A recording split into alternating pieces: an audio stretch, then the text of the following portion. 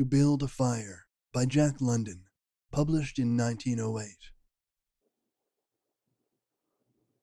Day had broken cold and gray, exceedingly cold and gray, when the man turned aside from the main Yukon Trail and climbed the high earth bank, where a dim and little-traveled trail led eastward through the fat spruce timberland. It was a steep bank, and he paused for breath at the top, excusing the act to himself by looking at his watch. It was 9 o'clock. There was no sun, nor hint of sun, though there was not a cloud in the sky. It was a clear day, and yet there seemed an intangible pall over the face of things, a subtle gloom that made the day dark, and that was due to the absence of sun. This fact did not worry the man. He was used to the lack of sun. It had been days since he had seen the sun, and he knew that a few more days must pass before that cheerful orb, due south, would just peep above the skyline and dip immediately from view. The man flung a look back along the way he had come. The Yukon lay a mile wide and hidden under 3 feet of ice. On top of this ice were many feet of snow. It was all pure white, rolling in gentle undulations where the ice jams of the freeze-up had formed. North and south, as far as his eye could see, it was unbroken white, save for a dark hairline that curved and twisted from around the spruce-covered island to the south, and that curved and twisted away into the north, where it disappeared behind another spruce-covered island.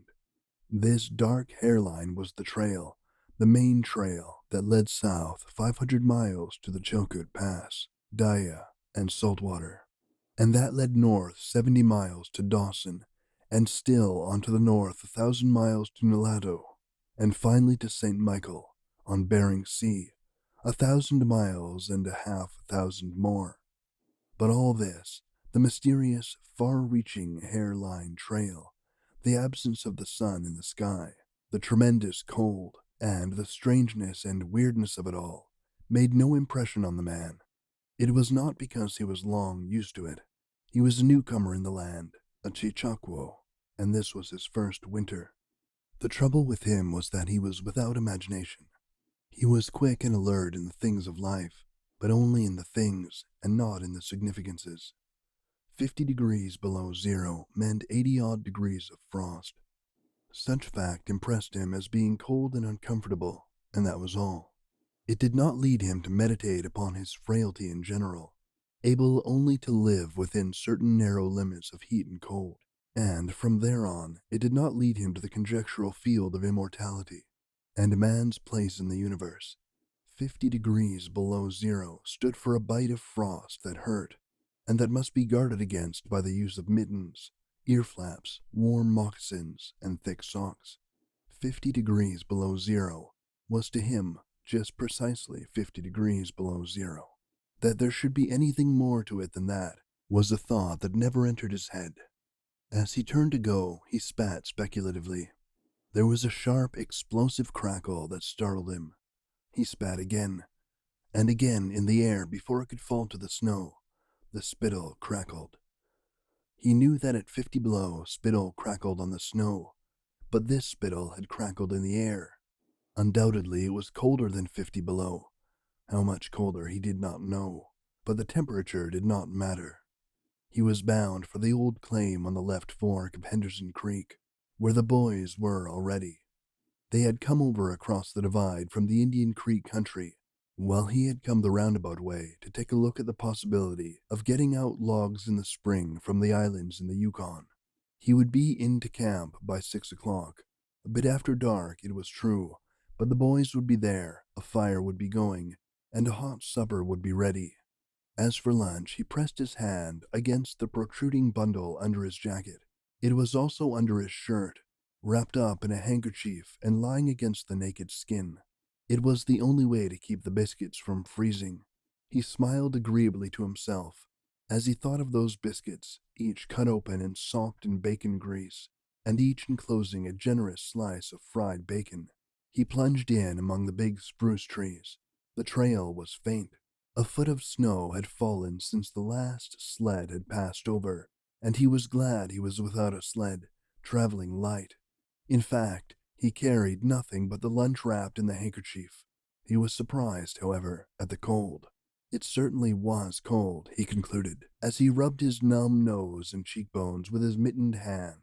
He was a warm, whiskered man, but the hair on his face did not protect the high cheekbones and the eager nose that thrust itself aggressively into the frosty air.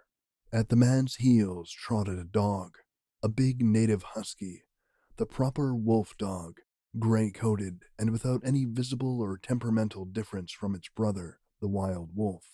The animal was depressed by the tremendous cold. It knew that this was no time for traveling. Its instinct told it a truer tale than was told to the man by the man's judgment. In reality, it was not merely colder than 50 below zero. It was colder than 60 below, than 70 below. It was 75 below zero. Since the freezing point is 32 above zero, it meant that 107 degrees of frost obtained. The dog did not know anything about thermometers. Possibly in its brain there was no sharp consciousness of a condition very cold such as was in the man's brain. But the brute had its instinct. It experienced a vague but menacing apprehension that subdued it and made it slink along at the man's heels, and that made it question eagerly every unwanted movement of the man, as if expecting him to go into camp or to seek shelter somewhere and build a fire. The dog had learned fire, and it wanted fire, or else to burrow under the snow and cuddle its warmth away from the air. The frozen moisture of its breathing had settled on its fur in a fine powder of frost, and especially were its jowls, muzzle, and eyelashes whitened by its crystallized breath. The man's red beard and mustache were likewise frosted, but more solidly, the deposit taking the form of ice and increasing with every warm, moist breath he exhaled. Also, the man was chewing tobacco, and the muzzle of ice held its lips so rigidly that he was unable to clear his chin when he expelled the juice. The result was that a crystal beard of the color and solidity of amber was increasing its length on his chin. If he fell down, it would shatter itself, like glass, into brittle fragments, but he did not mind the appendage. It was the penalty all tobacco chewers paid in that country, and he had been out before in 2 cold snaps. They had not been so cold as this, he knew, but by the spirit thermometer at 60 mile, he knew they had registered at 50 below and at 55. He held on through the level stretch of woods for several miles, crossed a wide flat of niggerheads, and dropped down a bank to the frozen bed of a small stream. This was Henderson Creek, and he knew he was 10 miles from the forks. He looked at his watch. It was 10 o'clock. He was making 4 miles an hour, and he calculated that he would arrive at the forks at 12:30. He decided to celebrate that event by eating his lunch there. The dog dropped in again at his heels, with a tail drooping discouragement, as the man sung along the creek bed. The furrow of the old sled trail was plainly visible, but a dozen inches of snow covered the marks of the last runners. In a month, no man had come up or down that silent creek. The man held steadily on. He was not much given to thinking, and just then particularly he had nothing to think about, save that he would eat lunch at the forks, and that at 6 o'clock he would be in camp with the boys. There was nobody to talk to, and had there been, speech would have been impossible because of the ice muzzle on his mouth. So he continued monotonously to chew tobacco and to increase the length of his amber beard. Once in a while, the thought reiterated itself that it was very cold, and that he had never experienced such cold. As he walked along, he rubbed his cheekbones and nose with the back of his mittened hand. He did this automatically, now and again changing hands, but, rub as he would, the instant he stopped, his cheekbones went numb, and the following instant, the end of his nose went numb. He was sure to frost his cheeks, he knew that, and experienced a pang of regret that he had not devised a nose strap of the sort Bud wore in cold snaps. Such a strap passed across the cheeks as well, and saved them. But it didn't matter much after all. What were frosted cheeks? A bit painful, that was all. They were never serious. Empty as the man's mind was of thoughts, he was keenly observant, and he noticed the changes in the creek, the curves and bends and timber jams, and always he sharply noted where he placed his feet. Once, coming around a bend, he shied abruptly like a startled horse, curved away from the place where he had been walking, and retreated several paces back along the trail. The creek he knew was frozen clear to the bottom.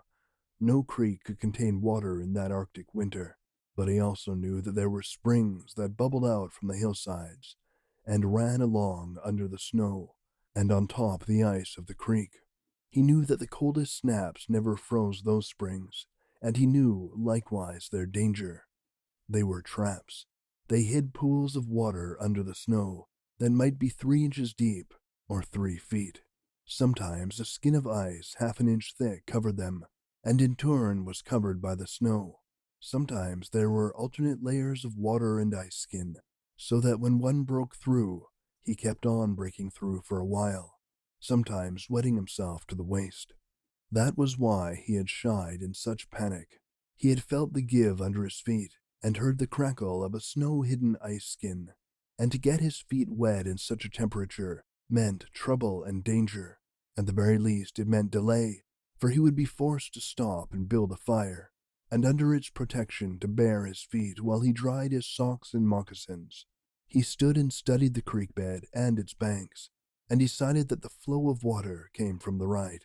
He reflected a while, rubbing his nose and cheeks, then skirted to the left, stepping gingerly and testing the footing for each step.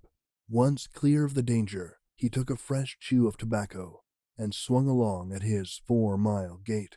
In the course of the next 2 hours, he came upon several similar traps.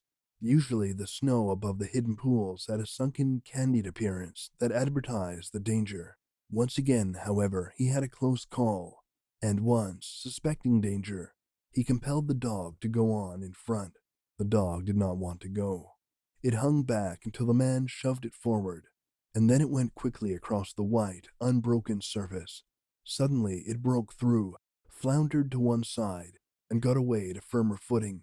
It had wet its forefeet and legs, and almost immediately the water that clung to it turned to ice. It made quick efforts to lick the ice off its legs, then dropped down in the snow and began to bite out the ice that had formed between the toes. This was a matter of instinct. To permit the ice to remain would mean sore feet. It did not know this. It merely obeyed the mysterious prompting that arose from the deep crypts of its being. But the man knew, having achieved a judgment on the subject, and he removed the mitten from his right hand and helped tear out the ice particles. He did not expose his fingers more than a minute, and was astonished at the swift numbness that smote them. It certainly was cold. He pulled on the mitten hastily and beat the hand savagely across his chest. At 12 o'clock, the day was at its brightest, yet the sun was too far south on its winter journey to clear the horizon. The bulge of the earth intervened between it and Henderson Creek, where the man walked under a clear sky at noon, and cast no shadow. At 12:30, to the minute, he arrived at the forks of the creek. He was pleased at the speed he had made. If he kept it up, he would certainly be with the boys by 6. He unbuttoned his jacket and shirt and drew forth his lunch.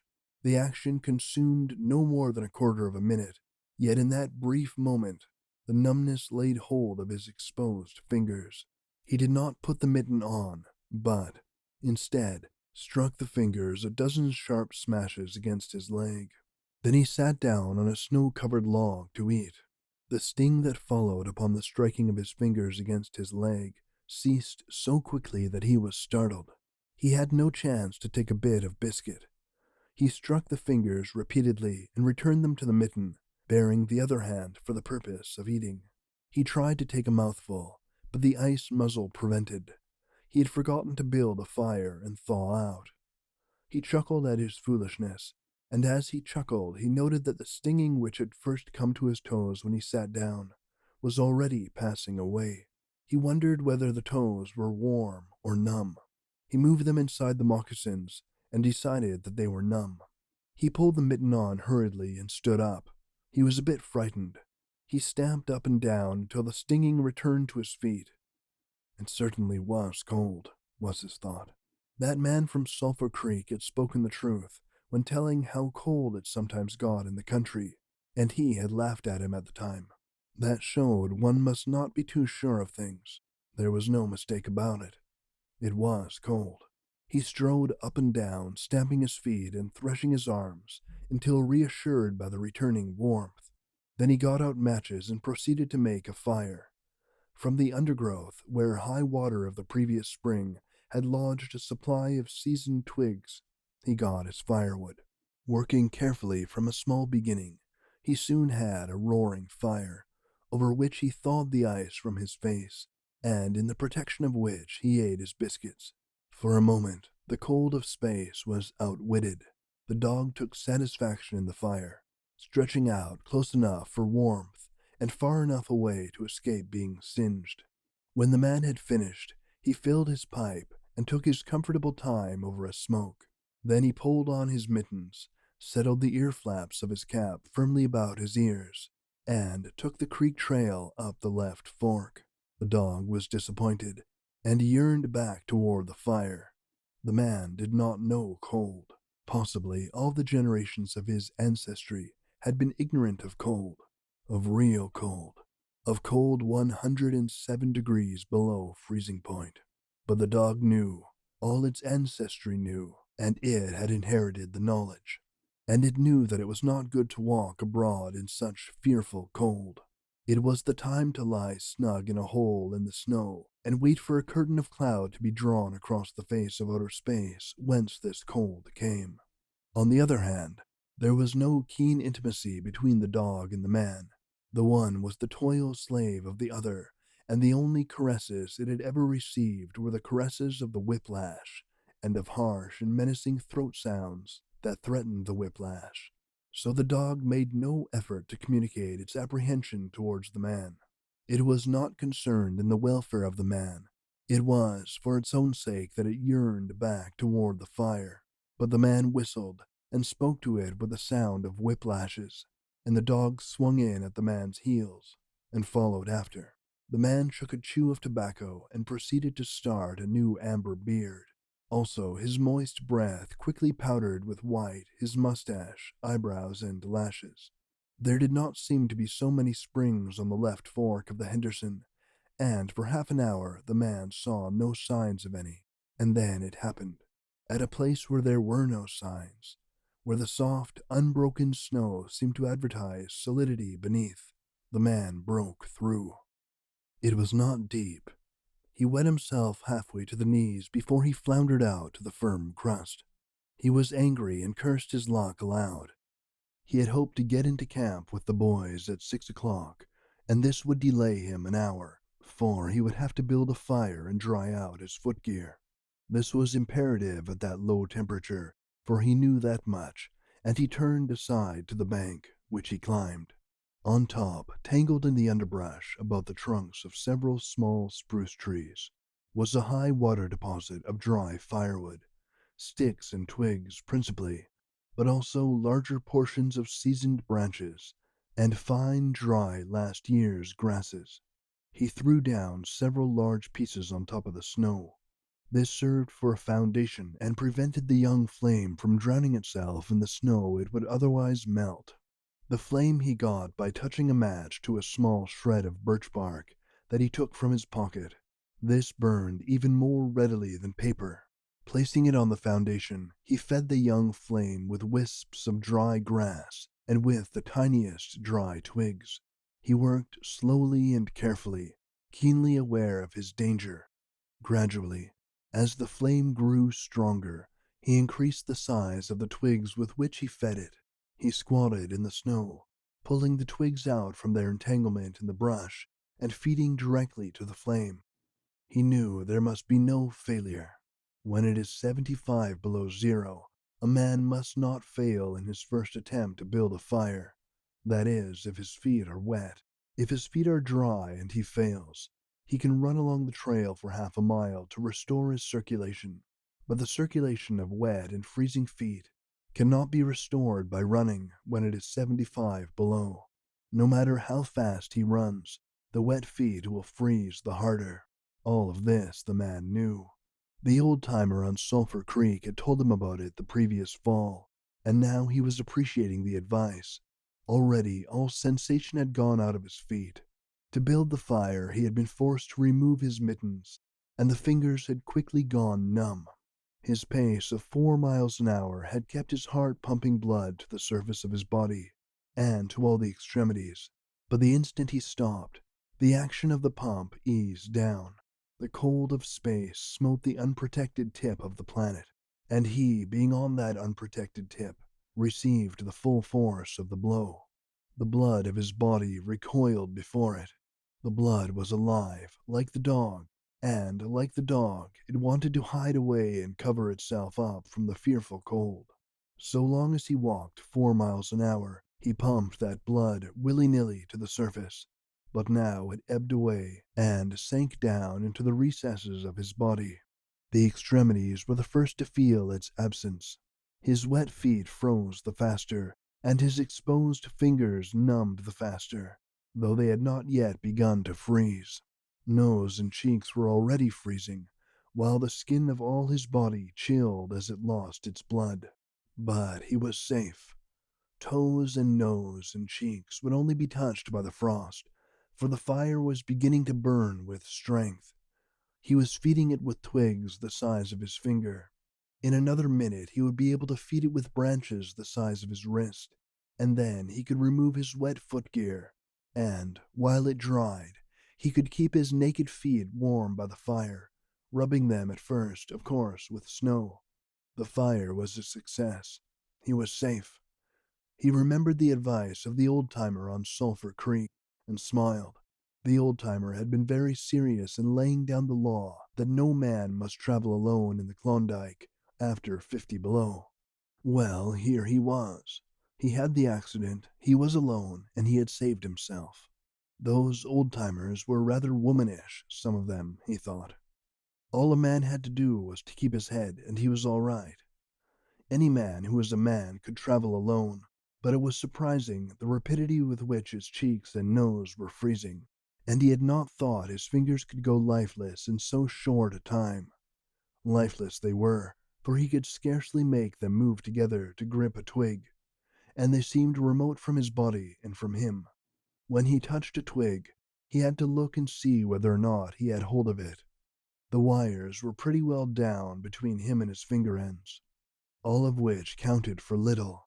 There was the fire, snapping and crackling and promising life with every dancing flame. He started to untie his moccasins. They were coated with ice.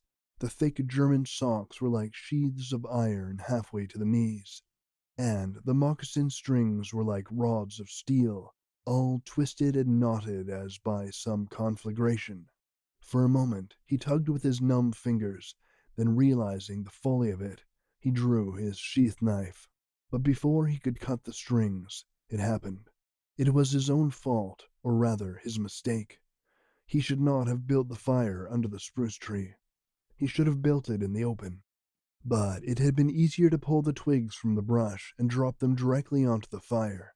Now, the tree under which he had done this carried a weight of snow on its boughs. No wind had blown for weeks, and each bough was fully freighted. Each time he had pulled on a twig, he had communicated a slight agitation to the tree, an imperceptible agitation so far as he was concerned, but an agitation sufficient to bring about the disaster. High up in the tree, one bough capsized its load of snow. This fell on the boughs beneath, capsizing them. This process continued, spreading out and involving the whole tree. It grew like an avalanche, and it descended without warning upon the man and the fire was blotted out. Where it had burned was a mantle of fresh and disordered snow. The man was shocked. It was as though he had just heard his own sentence of death. For a moment he sat and stared at the spot where the fire had been. Then he grew very calm. Perhaps the old-timer on Sulphur Creek was right. If only he had a trail mate, he would have been in no danger now. The trailmate could have built the fire. Well, it was up to him to build a fire over again, and this second time there must be no failure. Even if he succeeded, he would most likely lose some toes. His feet must be badly frozen by now, and there would be some time before the second fire was ready. Such were his thoughts, but he did not sit and think them. He was busy all the time they were passing through his mind. He made a new foundation for a fire, this time in the open, where no treacherous tree could blot it out. Next, he gathered dry grasses and tiny twigs from the high water flotsam. He could not bring his fingers together to pull them out, but he was able to gather them by the handful. In this way, he got many rotten twigs and bits of green moss that were undesirable, but it was the best he could do. He worked methodically, even collecting an armful of the larger branches to be used later when the fire gathered strength. And all the while, the dog sat and watched him, a certain yearning wistfulness in its eyes, for it looked upon him as the fire provider, and the fire was slow in coming. When all was ready, the man reached in his pocket for a second piece of birch bark. He knew the bark was there, and though he could not feel it with his fingers, he could hear its crisp rustling as he fumbled for it. Try as he would, he could not clutch hold of it, and all the time in his consciousness was the knowledge that each instant his feet were freezing. This thought tended to put him in a panic, but he fought against it and kept calm. He pulled on his mittens with his teeth and thrashed his arms back and forth, beating his hands with all his might against his sides.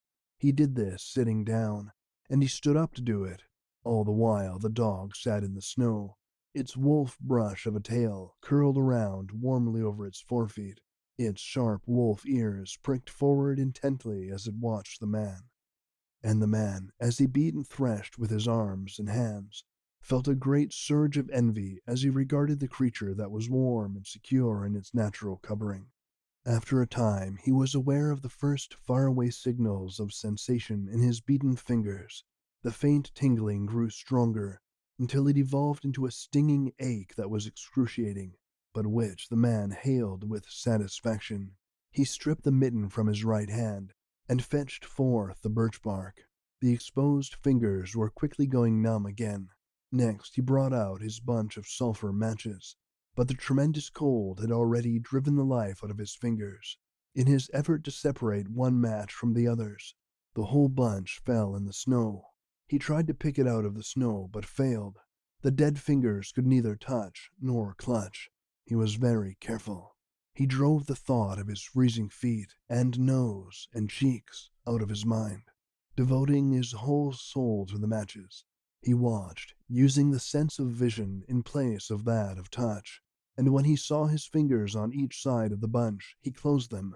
That is, he willed to close them, for the wires were down, and the fingers did not obey.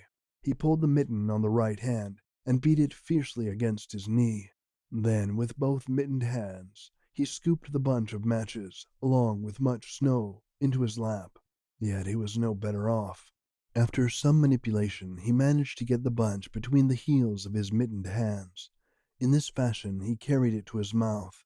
The ice crackled and snapped when, by a violent effort, he opened his mouth. He drew the lower jaw in, curled the upper lip out of the way, and scraped the bunch with his upper teeth in order to separate a match. He succeeded in getting one, which he dropped on his lap. He was no better off. He could not pick it up. Then he devised a way. He picked it up in his teeth and scratched it on his leg. 20 times he scratched before he succeeded in lighting it.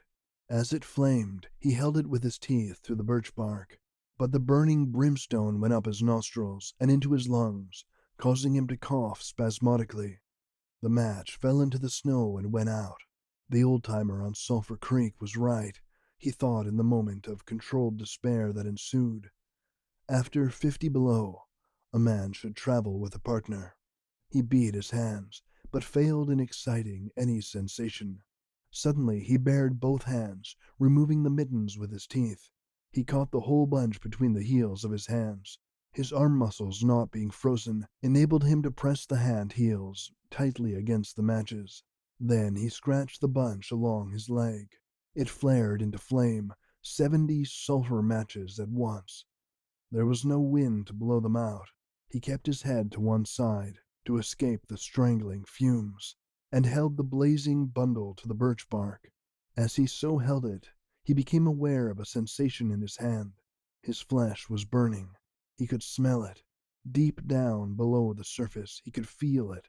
The sensation developed into pain that grew acute, and still he endured it, holding the flame of the matches clumsily to the bark that would not light readily because his own burning hands were in the way, absorbing most of the flame. At last, when he could endure no more, he jerked his hands apart.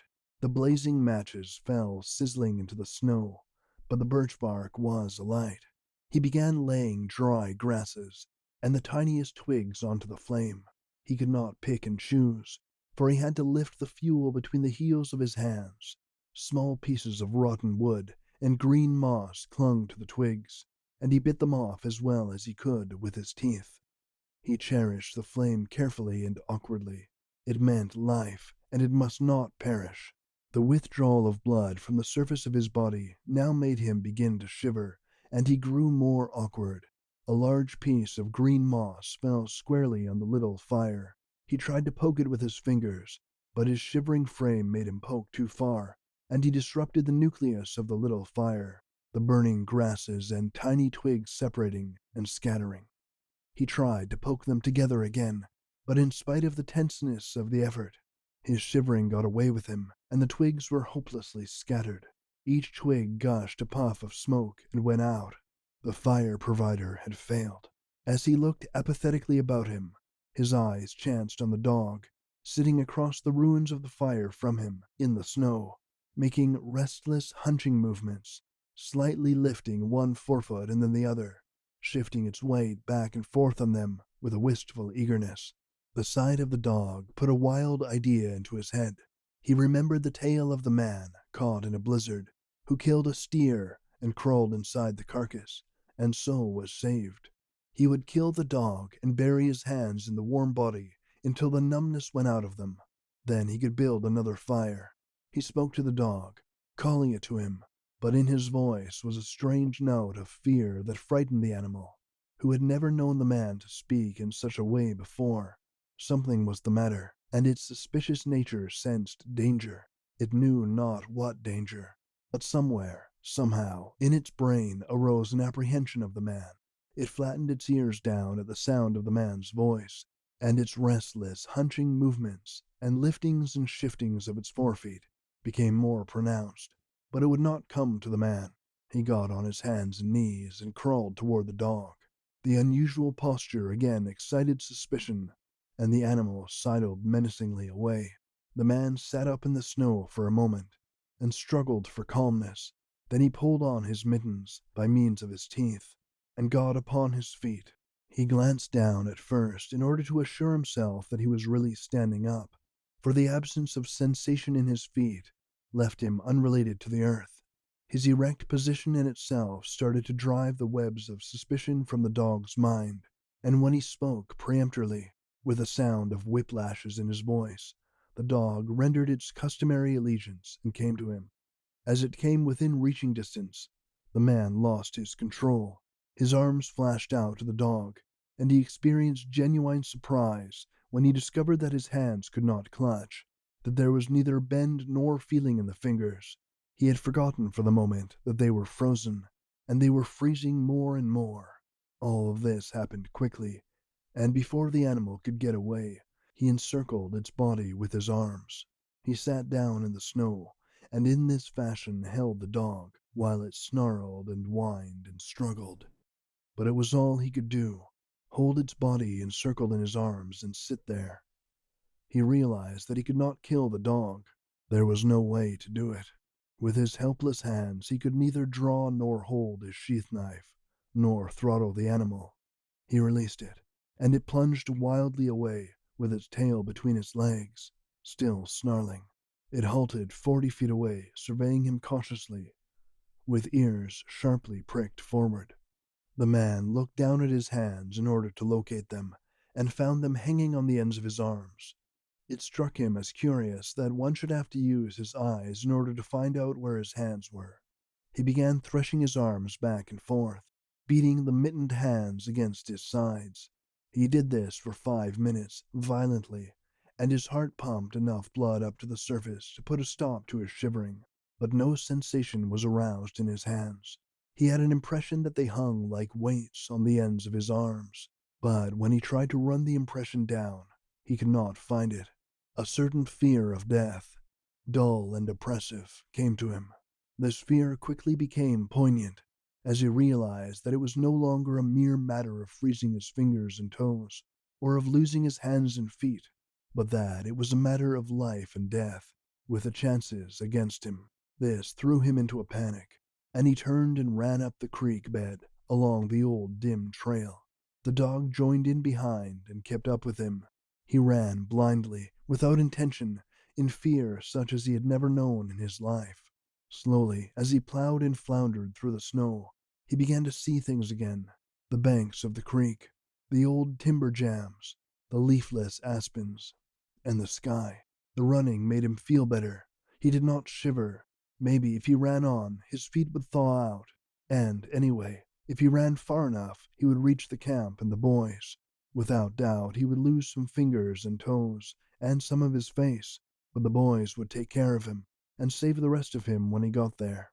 And at the same time, there was another thought in his mind that said he would never get to the camp and the boys, that it was too many miles away, that the freezing had too great a start on him, and that he would soon be stiff and dead.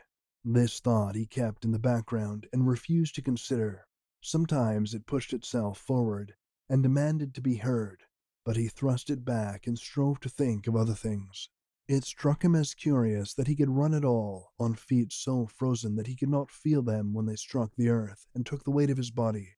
He seemed to himself to skim along above the surface and have no connection with the earth. Somewhere he had once seen a winged Mercury, and he wondered if Mercury felt as he felt when skimming over the earth.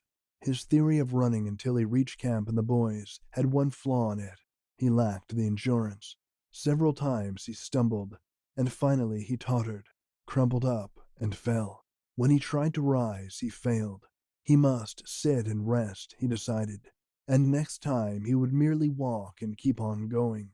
As he sat and regained his breath, he noted that he was feeling quite warm and comfortable. He was not shivering, and it even seemed that a warm glow had come to his chest and trunk. And yet, when he touched his nose or cheeks, there was no sensation. Running would not thaw them out, nor would it thaw out his hands and feet. Then the thought came to him that the frozen portions of his body must be extending. He tried to keep this thought down, to forget it, to think of something else. He was aware of the panicky feeling that it caused, and he was afraid of the panic. But the thought asserted itself, and persisted, until it produced a vision of his body totally frozen. This was too much, and he made another wild run along the trail. Once he slowed down to a walk, but the thought of the freezing extending itself made him run again. And all the time the dog ran with him at his heels. When he fell down a second time, it curled its tail over its forefeet and sat in front of him, facing him, curiously eager and intent. The warmth and security of the animal angered him, and he cursed it till it flattened down its ears appeasingly. This time the shivering came more quickly upon the man.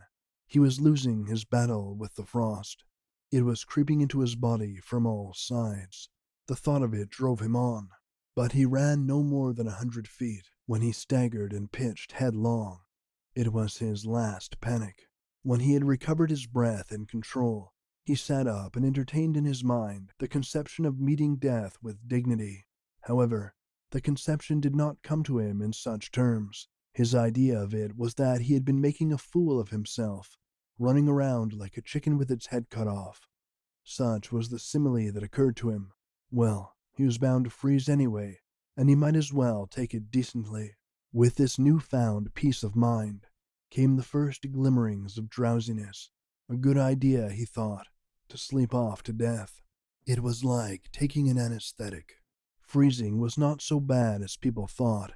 There were lots worse ways to die. He pictured the boys finding his body the next day. Suddenly he found himself with them, coming along the trail and looking for himself. And still with them, he came around a turn in the trail and found himself lying in the snow. He did not belong with himself any more, for even then he was out of himself. standing with the boys and looking at himself in the snow. It certainly was cold, he thought.